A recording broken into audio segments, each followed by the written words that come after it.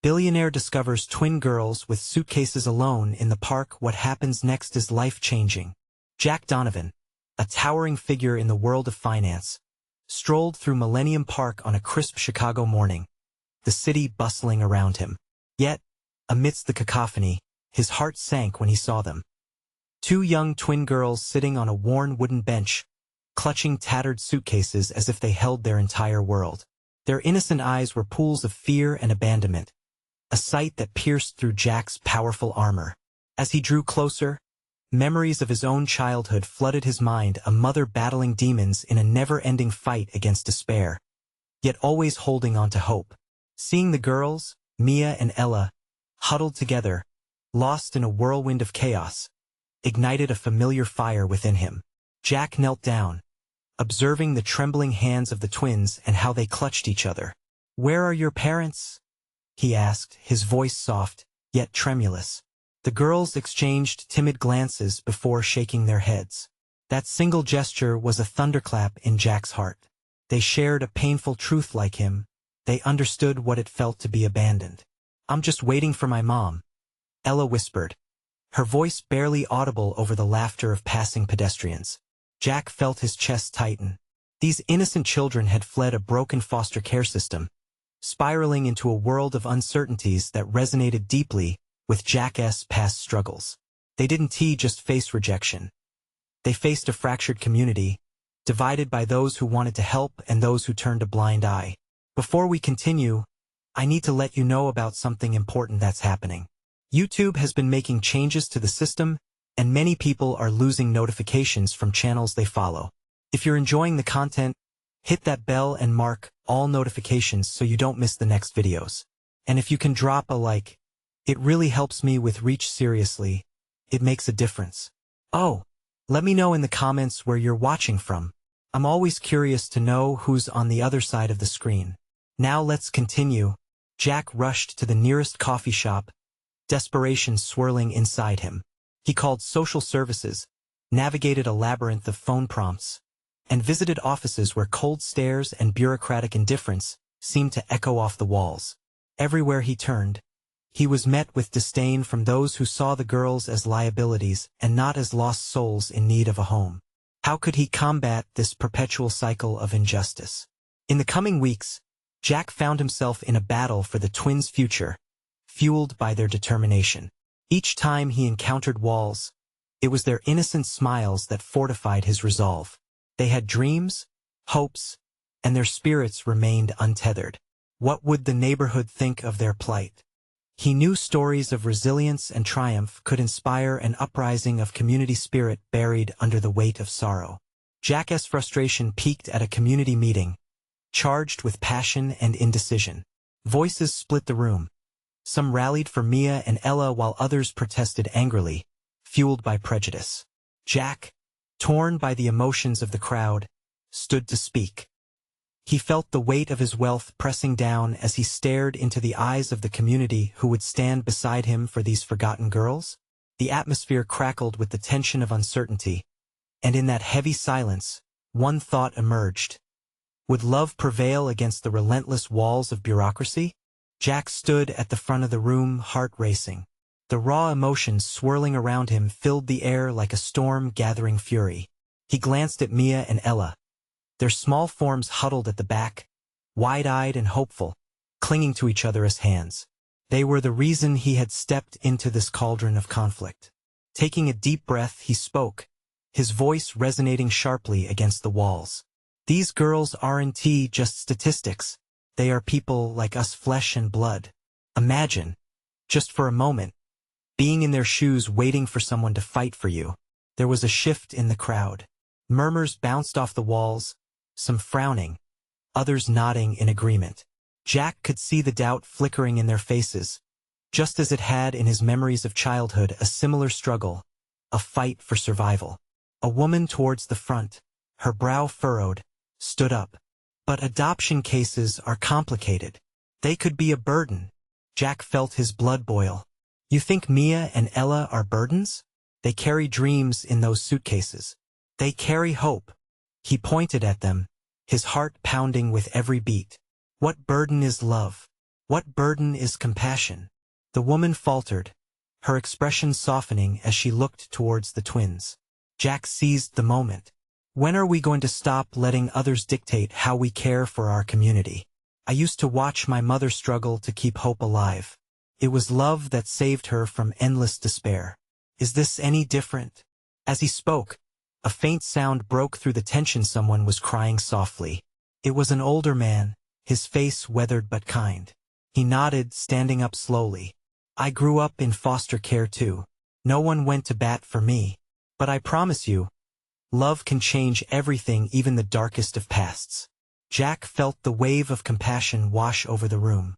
More voices joined in, sharing their stories. Together they started to weave a tapestry of hope, bridging gaps once filled with prejudice. The community grew warmer, embracing the idea that every child deserved a future anchored in love and support. As the walls began to crumble, Jack's phone buzzed violently in his pocket. His heart sank. He stepped out of the crowd, barely able to focus, the screen flashing with an urgent message from social services. Jack, there's South pressure to close the case. You need to act fast if you want to keep the twins. His stomach knotted at the thought of Mia and Ella losing their fight when they had just begun to be the center of this growing movement. He returned to the meeting, determination flickering like a flame in his chest. Everyone, I need your help, he pleaded. We need to show them we care. We need to build a coalition to ensure these girls find a loving home. Who's with me? Slowly, hands began to rise. The tide had turned, and a growing sense of community enveloped Jack as he sensed the shift with an army ready to rally behind Mia and Ella. But looming above was the question that kept echoing in Jack's mind. Would it be enough? As the meeting concluded, he felt both the weight of hope and the burden of impending failure. He needed a plan, and fast. Each moment brought him closer to a reality he feared. What if he couldn't save them? The next step felt monumental, and deep down, Jack knew the stakes had never been higher. Could he gather the community in time to give the twins the home they so desperately needed? Jack didn't waste any time after the meeting ended. The air was thick with emotion, but he needed action. He gathered a small group of volunteers, people who had stood with him in solidarity. They huddled in a corner of the room, each face reflecting a shared urgency, a sense of purpose. Let us think this through, he said, pacing slightly. First, we need to raise awareness. The community has to know who these girls are and why they deserve a home. A woman named Clara, with a contagious enthusiasm, piped up. What about a community event? We can tell their story, and maybe we could even invite the twins to meet everyone. That's a brilliant idea, Jack replied, feeling a spark of hope. An open day at the park, music, food, and families can come and learn about Mia and Ella. Should we contact local news? Chimed in another volunteer, a young man named Tyler. If we get coverage, we might reach more people. Jack nodded, energy coursing through him at the rapid-fire brainstorming. They created flyers, spoke about contacting the paper, and shared tasks as if they were unveiling a master plan. It was exhilarating, the kind of excitement that shattered the weight of despair he had felt earlier. As they worked, thoughts of Mia and Ella cycled through his mind, their innocent faces, the way they clung to each other, hoping for someone to believe in them. He couldn't shake the idea that they were running out of time. With each passing hour, the pressure loomed heavier. They decided to hold the event in 3 days. Jack scheduled meetings with local businesses for donations and reached out to a few nonprofits that might want to collaborate. As the sun dipped below the horizon, casting an orange glow over the town, he finally felt a flicker of control in what had, up until now, felt chaotic. But as he drove home, the fear crept back in. What if they failed? He understood the stark realities of the system. Foster care was brutal, and the stakes were grim. Every child deserved a chance, but not every child received one. That night, he lay in bed, 1,000 thoughts racing. He could almost hear the echo of the twins' laughter and see the spark in their eyes. But what if that light flickered out? As morning arrived, Jack had a plan brewing in his heart, a plan that felt ambitious yet possible. He grabbed his phone and texted the volunteers to meet at the park. They would need to strategize about promoting the event, prepare resources for attendees, and most importantly, find ways to gather enough community support to make the day unforgettable. But there was another message waiting for him. An unexpected text from social services read, "Jack, we have new developments. We need to talk ASAP." His heart pounded as he stared at the screen. Did this mean the girls were still in danger? What could they possibly want when time felt like it was slipping away? "Stay strong, girls," he whispered to no one. He felt the pressure intensify as uncertainty loomed like dark clouds on the horizon. What was this new development, and could it change everything for Mia and Ella? Jack's pulse quickened. He tossed his phone onto the bed and ran a hand through his hair, trying to shake the sense of dread creeping over him. The message from social services hung in the air like a somber cloud. He couldn't get the thought of Mia and Ella being in danger out of his head. What if the developments they mentioned were bad news? He pushed himself off the bed and back to the kitchen, still wearing his pajamas as he brewed a cup of coffee. The ritual was usually comforting, but today it felt like a countdown clock ticking away his peace. Steam curled up from the cup, smelling strong and bitter, much like the urgency that filled his chest. As he sipped the coffee, he thought about the volunteers and their shared hopes. They had built something together, a beacon of hope for Mia and Ella. But if social services was calling him in, something could be threatening that light. The clock on the wall ticked louder with each passing minute. Finally, feeling as if he had little choice, Jack headed to his car. The drive to the social services office felt surreal, as if he were in a dream where the stakes just kept rising. The streets blurred past him, his mind racing ahead, filled with fears and possibilities. Once he arrived, he took a few deep breaths outside the office. The building loomed before him, clinical and cold. Inside, the waiting area was dismal, fluorescent lights casting a harsh glare on the pale blue walls.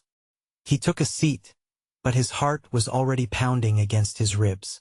Moments felt like hours as he flipped through old magazines, trying to distract himself. But the thoughts of the twins, their wide eyes and gripping hands, kept coming back to him. He couldn't afford to let them down. Finally, a woman with kind eyes and a clipboard walked out. "Jack Hall?" she called. He stood up, smoothing down his shirt nervously. "Yes, that's me. Come with me, please." She led him into a small office, where a single window let in rays of muted sunlight. The office was sparsely decorated, perhaps a reflection of the heavy issues that were addressed within its walls. "Have a seat," she said, settling behind the desk. Jack noticed the way she hesitated, collecting her thoughts. "I appreciate you coming in on such short notice. What's going on?" Jack asked, unable to hide the nervous tremor in his voice. The caseworker sighed and looked straight at him. "We received reports about some concerning behavior surrounding the twins. Their current foster placement has been challenging." Jack felt as though the ground had shifted beneath him. "Challenging? What do you mean?" His heart raced as he forced himself to stay calm. "We think the girls may not be safe. They have mentioned feeling scared alone. We want to explore other placements, counseling, and possibly moving them back to the original facility." Jack felt anger bubble inside him. "You can't do that. They belong somewhere safe, somewhere they feel loved. They've already been through so much." "I understand your feelings," she said gently, "but the system has its protocols. I want to help them," Jack insisted, his voice rising. "I'm planning a community event to raise awareness to show them that people care." Her expression softened slightly. "Awareness is important, but we need to act quickly. If you truly believe you can provide a stable environment, we might explore that possibility." He felt a flicker of hope light up in him. Maybe he could help the girls after all. But that hope hung by a thread, tantalizingly close yet out of reach. "Please," he said earnestly, "give me a chance. Let me show you that this community can rally behind them." She nodded slowly, scribbling notes. "All right, we'll consider it. But I need everything to be in order before we make any decisions." Jack left the office feeling an odd mix of determination and dread. Could the community rally behind him? Could he truly change the twins' fate? As he headed home, the weight of responsibility wrapped around him. Time was running out, and now, more than ever, he needed to succeed. The community event was just days away. Would it be enough to secure Mia and Ella's future, or would the system swallow them whole?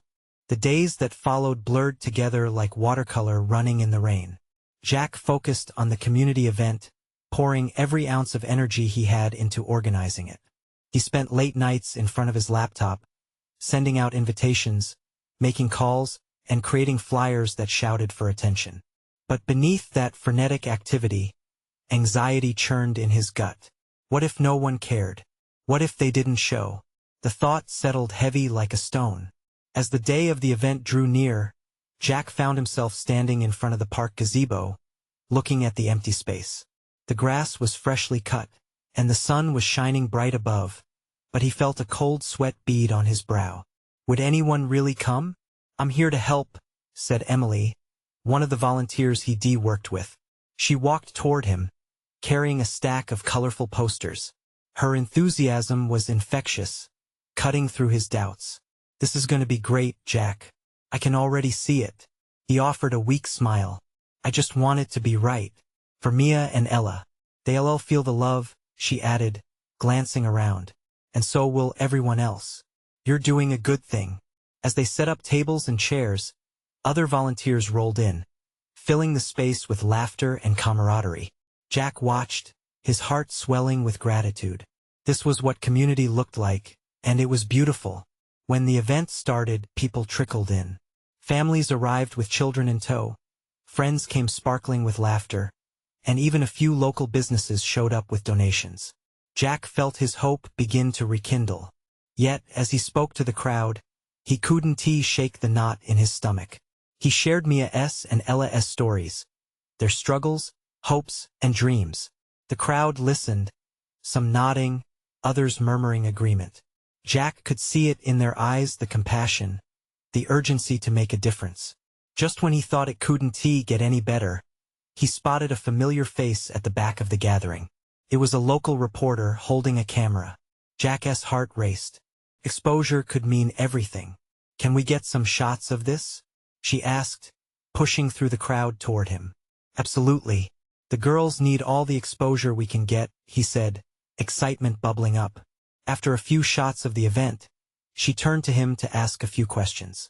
Jack poured his heart into his answers, recounting the twins' story and the community's efforts. "Bravo, Jack. You're doing an incredible thing," she said, her eyes sparkling with an urgency he could feel. He could sense the importance of her words, and in that moment he felt a confidence surge through him. His determination to save Mia and Ella flickered like a flame inside. As the event wound down, Jack began to feel a sense of success. He looked around at the people mingling, sharing smiles and enjoying the day. But just as the anxiety began to ease, a sharp voice cut through the chatter. "Excuse me," a woman interrupted him, eyes fierce beneath carefully styled hair. The social worker from earlier, the one who had filled him with dread just days ago, stood in front of him, her clipboard in hand. "Jack, we need to talk," she said, a serious look on her face. He felt his heart drop. What could it be now? Wasn't today supposed to be about building hope? With every passing moment, everything he had worked for felt suddenly fragile, poised to break. "What's going on?" he asked, dread pooling in his stomach. "It's about the twins," she said, her voice steady but taut. "There are new developments. We have to discuss their future there." It was again the weight of responsibility bearing down on him. Jack's mind raced, his heart thundered, and he knew that whatever she was about to say could change everything. Would this be the moment he had been waiting for, or the moment everything slipped away? Jack felt his breath hitch in his throat as the social worker's words hung in the air like an ominous cloud. "New developments?" he echoed, his voice barely above a whisper. What could that even mean? The crowd continued to buzz around them, but to Jack, it felt like he was trapped in an echo chamber, the laughter and joy dimming into a dull roar. The weight of the social worker's gaze bore down on him. He could see the urgency etched into her features, and it only made his heart race faster. "Can we step aside?" she asked, glancing toward the group of people mingling near the food tables. Jack nodded, trying to swallow down the rising panic. He was sure his legs were shaky as he followed her to a quieter corner beneath a large oak tree. The dappled sunlight filtering through the leaves provided a momentary sense of calm, but dread still gnawed at him. "Jack," she began, her expression softening just a fraction, "I know today was important for you, for the community, for the twins." "Yes," he said, feeling desperate. It was meant to raise support for them. She took a deep breath, looking at him with an intensity that made him feel vulnerable. "And it did. But there are complications with their case. I just learned that the twins' mother has contacted the agency. She wants custody back and she's fighting for it." The world tilted on its axis. Everything Jack had felt today, every bit of hope and belief crushed beneath that single statement, felt like a punch to the gut. The promise of a brighter future for Mia and Ella, the community's efforts, everything fragile he had built in the last few weeks was under threat. The mother? Jack managed to choke out, his voice strained. "But she hasn't been around." "I know," the social worker said gently, "but the law is clear. If she's made progress, it could sway the judge in her favor. We need to prepare for a court hearing, and I need your input." "Input?" he echoed, shock mingling with anger. She can't just walk back in and take them." "Jack," she said, an edge creeping into her voice, "this is about finding out what's best for the twins. If the court sees that the mother can provide them a stable environment, it complicates things. But what about what they need? They've found a home here." Everything he had done flashed before him, every late night, every phone call, every warm smile shared between Mia and Ella. "Exactly," she replied, her voice firm yet understanding. "But it's about more than just that. I need you to gather the community's testimonials, and anything you've documented about their progress. We need to show that they have a stable situation here." The anger and helplessness roiled in Jack's stomach like a storm. "You want me to go up against their mother?" "No," she replied, shaking her head. "I want you to advocate for them. This is their future, Jack." His heart raced at the thought of having to build a case against a mother who had given birth to the girls.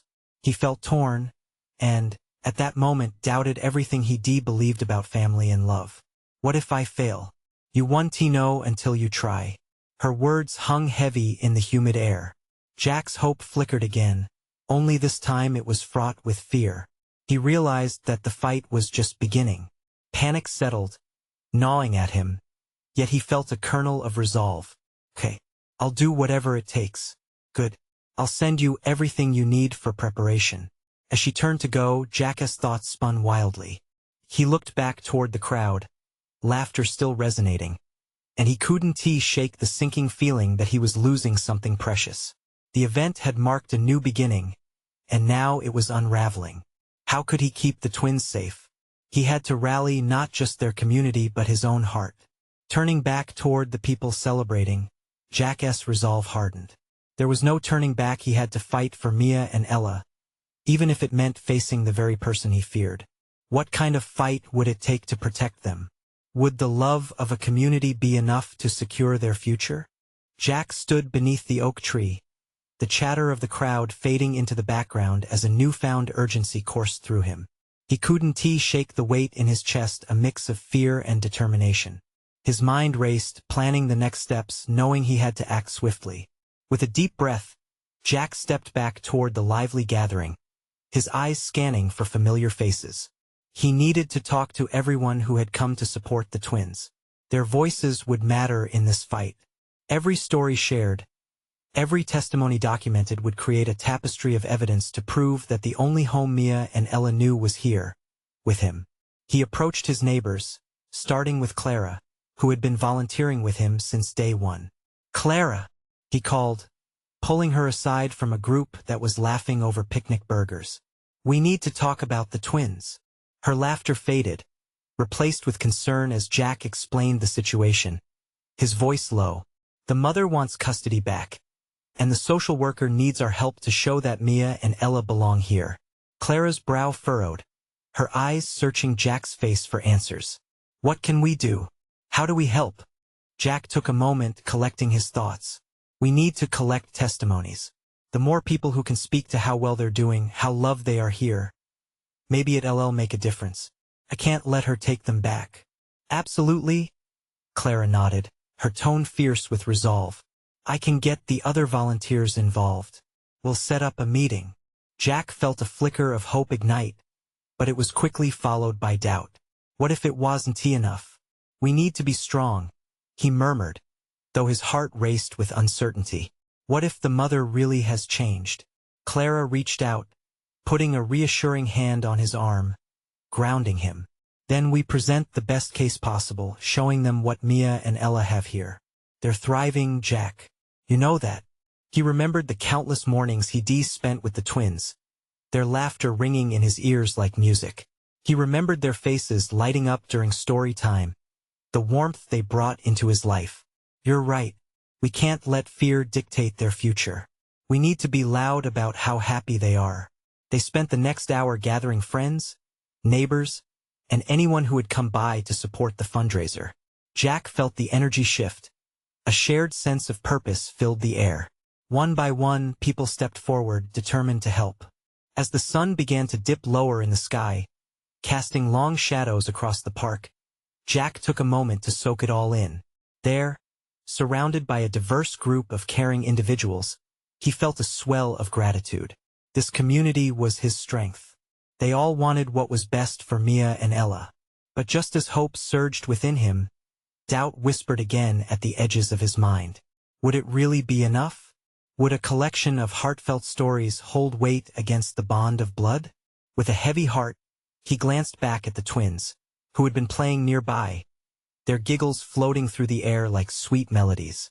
Fighting for them felt monumental, like climbing a mountain without knowing if the summit was even there. As night fell, Jack gathered everyone for one last rallying cry. We're doing this for Mia and Ella. We'll show them love and community can conquer anything. The crowd erupted in cheers, but Jack felt the weight settle back in his chest. The battle had just begun. He knew he had to find out more about the mother, the woman who could threaten their fragile happiness. What kind of person was she? What was her story? He had to dig deeper to understand the fight ahead. As he stood there, surrounded by people who believed in the cause, Jack vowed to uncover the truth, no matter how ugly it might be.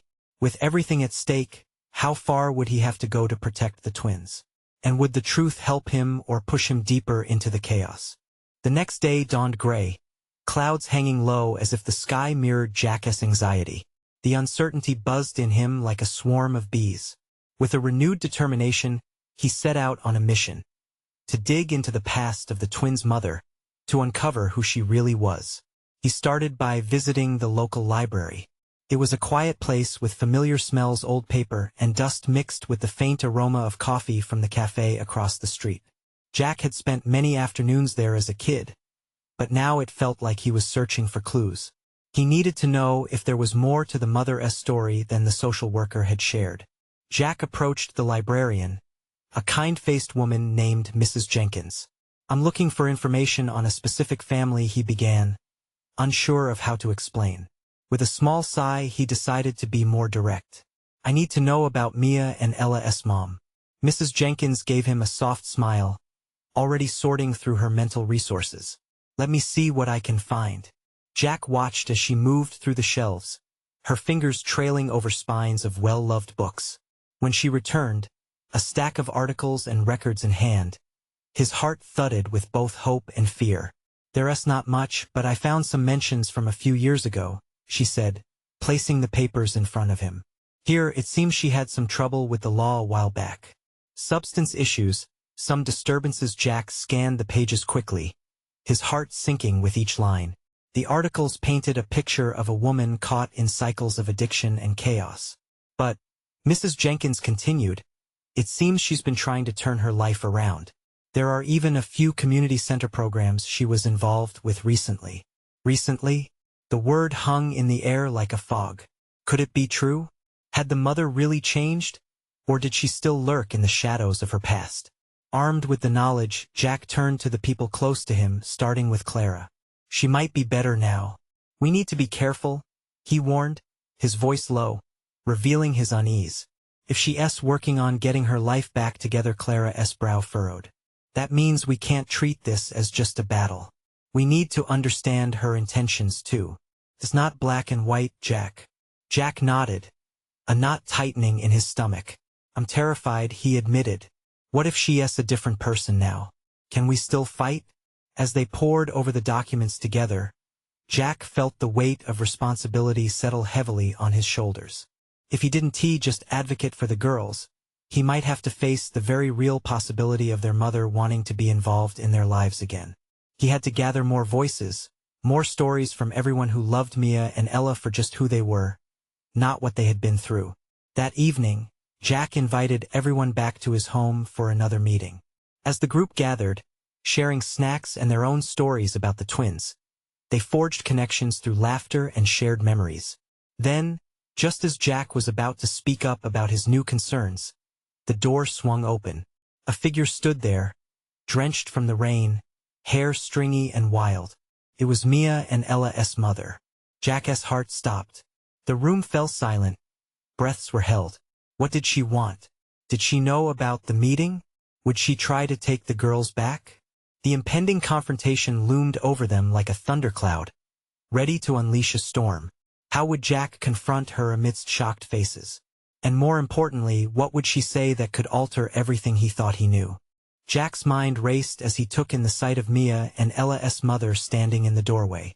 Her eyes darted around the room, taking in the gathering of familiar faces and uncertain expressions. A moment stretched into an eternity, silence thickening like fog. Finally, she stepped forward, water droplets dripping onto the floor.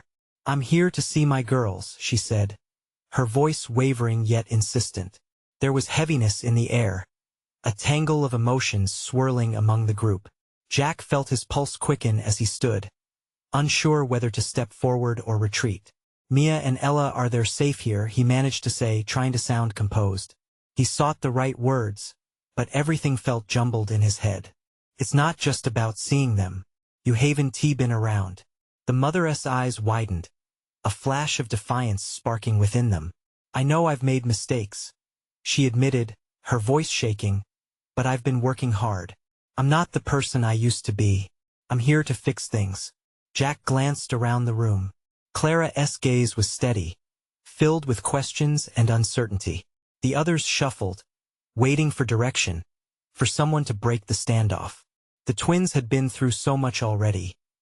He didn't want them to suffer even more. Are you really ready to change? Jack asked, stepping forward, his voice firm yet cautious. Just because you've been to a few programs doesn't mean you're prepared to be a mother again. She looked hurt but didn't back down. I fought for every single day to be better. You don't know my story. I'm not asking for a handout. I'm asking for a chance. The words ignited memories for Jack, recollections of countless struggles, people he'd seen, including their own lives marked by pain, yet engaged in the fight for betterment. But this was about Mia and Ella, not about some distant understanding of redemption. I don't doubt you want that, he replied, voice softening. But the girls, they've been through so much, and they deserve stability. You have to prove that you can be there for them. She stepped closer, her gaze locked onto his. What does that mean? How can I show you I'm different? I am trying and I will keep trying. As Jack weighed her words, an uneasy tension filled the room. What if she really had changed? What if they were all misunderstanding her intentions? I don't know how much more proof we need, Jack replied, wrestling with his thoughts. But I know the twins deserve to know their mother. Maybe we can start slow? Some supervised visits? It's a step. Murmurs rippled through the group, surprise and apprehension painted across various faces. Jack's heart pounded at the thought of even suggesting it, but the glimmer of hope in the mother's eyes tugged at him. I agree, Clara chimed in, stepping forward to support him. If she is genuine about changing, maybe we can facilitate that in a safe environment. But we have to be cautious. For the girls' sake. A shiver ran through Jack at the decision, at the quiet agreement forming behind him. The mother's face lit up with a mix of old pain and new hope, but Jack felt a lingering fear. What if this was the calm before a storm? As chairs scraped against the floor and the group began to discuss the next steps, Jack's mind buzzed. What if they were walking into a trap, or worse, what if this was a move in a game he didn't understand? He glanced back at Mia and Ella's mother, who appeared relieved, hopeful even. He had given her a lifeline, but what awaited them on the other side? In the moments that followed, uncertainty weighed on him. With every word exchanged, Jack couldn't shake the feeling that the unfolding story was just beginning. How would they navigate the complexities of this new chapter? And more pressing, was he prepared for what it might bring? The chilling winds of uncertainty blew through Jack's mind as he stood with the gathering behind him, feeling torn between compassion and caution. The community had rallied around Mia and Ella, binding together their hopes for the twins' future. But now they were facing a new kind of storm. Days turned into weeks following the mother's unexpected arrival. And with each visit, tensions grew. Supervised meetings at the community center became a battleground of emotions, with Jack speaking from the heart, while the mother fought tenaciously to be a part of her children's lives. Jack watched helplessly as the twins navigated their own feelings, swinging between elation and confusion. Mia and Ella were the embodiment of innocence, their laughter often immersed in the weight of adulthood far too soon. Jack busied himself as the days escalated in intensity, gathering testimonials and evidence supporting the twins' stability. He listened to their laughter mingled with the mother's tears. All the while he juggled with feelings of doubt. What was the right answer to the love binding him to Mia and Ella, and to the mother who sought redemption? Every moment felt like a dance on a tightrope. The community meeting one evening proved pivotal. Jack stood before a packed room, heart racing amidst expectant eyes. "I've seen the love and resilience this community can provide," he began, his voice steady. "And I know the capacity for change exists, but we owe it to Mia and Ella to ensure they are safe and secure as their lives unfold." The murmurs of support circled the room, emboldening him even as the weight of doubts gnawed at his heart. "Jack," a voice called out, resonating from the back. Clara stood up, a solid air of purpose around her. "What's next for the girls? We are invested. We want to know how to help." That allowed Jack to breathe a little easier. The darkness that had been clouding him lifted slightly, revealing the clear path ahead. They had to lay out a plan together, a community venture brimming with love. "Every success story is built on a foundation of support," he replied, and the room erupted with agreement and energy. "Together, we'll ensure the girls will always feel the love they deserve, regardless of what the future brings." From that moment forward, support flowed like a current, unwavering. The community raised funds to retain a lawyer, one who understood the complexities of custody battles and had experience dealing with sensitive cases like Mia and Ella's. Truth and love slowly emerged as powerful allies in the upcoming court battle. As the hearing loomed closer, Jack found solace with the twins. One bright Saturday afternoon, they colored in the backyard, sunlight glistening over the page as laughter filled the air. He sat close, relating the stories of his childhood battles, instilling courage in their delicate hearts. "Do you ever feel scared?" Ella asked, her small fingers curling around Jack's thumb. "All the time," he confessed, chuckling gently. "But it's okay. I learned that when we lean on the people we love, fear can't stand a chance. We fight together." Mia looked up with her innocent eyes lit by determination. "We have you, and everyone is with us, right?" Jack nodded, his heart swelling with conviction. "Absolutely. All of Chicago is cheering for you no matter what." On the day of the court hearing, he stood outside the courthouse, flanked by supporters who believed in the twins. Each face anchored Jack, evoking courage in the face of uncertainty. The clock ticked on, a drum roll for the fate of Mia and Ella. Inside, the tension was palpable. Jack took his places amidst the personalities, the mother looking anxious, her defiance mingling with vulnerability. The judge entered, and silence cracked through the room. As testimonies were shared, a sense of hope built like a crescendo. Jack's heart raced as he spoke, pouring his love and commitment for the twins into every word. "This community and I will fight to provide our children everything they need. Mia and Ella deserve safe harbor filled with warmth and laughter to thrive." With each testimony that echoed through the hall, Jack felt the weight of fear lift like fog dissipating in sunlight. Then came the moment of truth, the judge's verdict. The courtroom echoed in suspense, all eyes riveting toward her. Ultimately, based on the gathered evidence and testimonies, it is in the best interest of Mia and Ella to remain with Jack Donovan and this supportive community that has rallied around them with love. Cheers erupted from behind Jack, warm arms wrapping around him as the room filled with joyous cries. A tear slipped down his cheek, gratitude spilling from his heart, relief flooding over every part of him.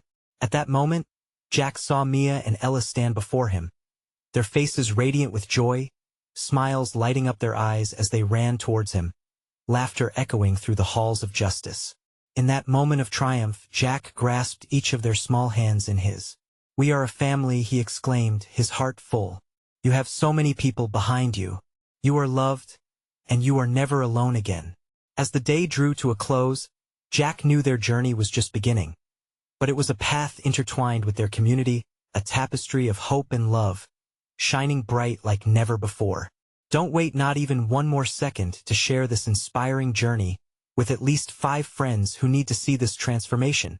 You need to subscribe now to be part of more heartwarming stories like this one. Leave a like now to feed the algorithm so that these stories reach more people who need hope.